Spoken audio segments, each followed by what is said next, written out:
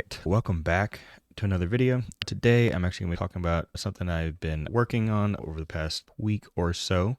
So I have not been uploading nearly as much as I normally would because last week I decided to install Nix OS and I ended up installing the ZaneyOS configuration to get everything started, and it's been a really great experience. So after doing that, I wanted to install it on my other computers.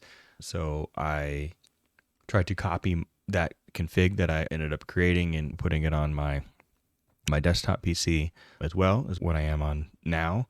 And in doing so, I ran into some issues with some conflicts and some sim linking issues and stuff because I just copied the config from one folder to the other. So there's some things that were conflicting because it wasn't built from my own. So I ended up actually forking the ZaneyOS repo, and I am starting to build my own.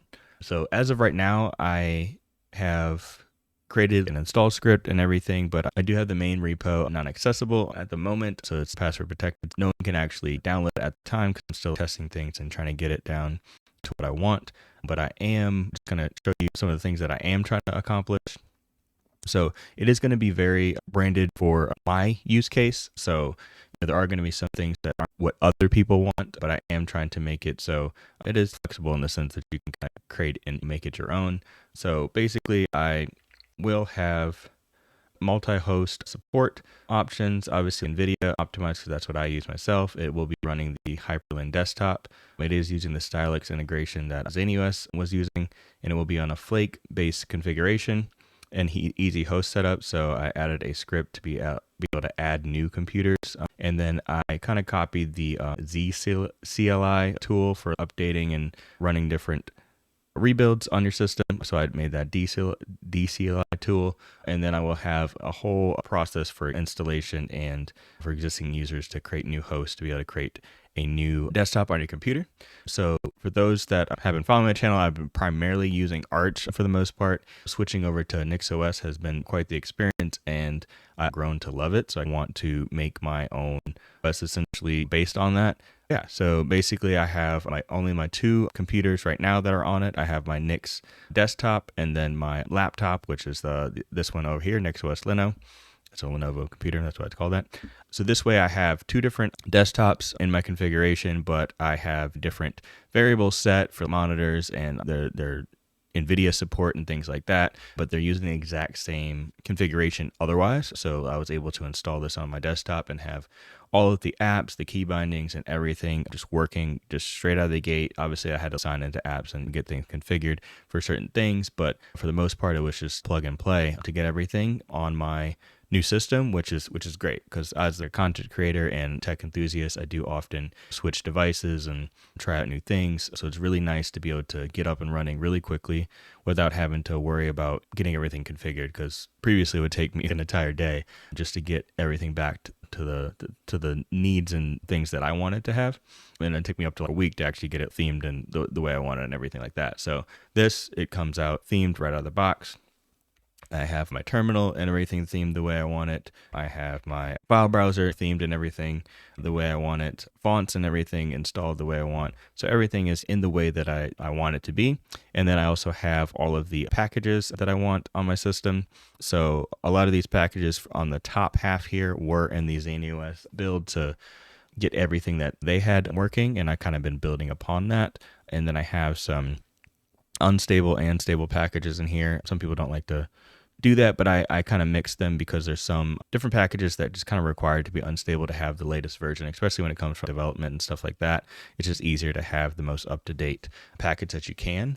And then I also have added some gaming things as well. This is not going to be like gaming-centric Dotfile or anything, but I did add some controller support for Nintendo and different controllers because obviously I love controllers and I have a lot of gyro and controller review videos on my channel, so I need all my controllers to work. So I did add some configuration for that, and I probably will add some other gaming centric stuff just to make sure you can game on this setup for the most part, but it's not going to be like that's the main focus or anything. It's going to be mainly to have a good productivity, solid and stable environment so you can actually get work done and also make it nice and look the way you want it to. So yeah, so that's that. And then I also, like I said, in the process of installing, or not installing, but creating a setup new host script, because that was one of the things that I was a little bit unfamiliar with. So, and able to install a new host, having another host on here. So I have Nix Desktop and the Nix Linux. So if I want to add another PC in with the same configuration, I can use this install new host script to create a new host, and then it'll create a install option for me to be able to install that onto the new computer. And then it'll ask on the new installation if it has NVIDIA and whatever the GPU requirements are. So that way it'll just be consistent across the board, but specific to the needs of that computer. So yeah, so that's what I've been kind of working on, and I really like the setup and everything that I currently have. And hopefully I can continue to build upon this. If you guys have any suggestions or anything that you want to see me add or try to incorporate in this, please definitely let me know.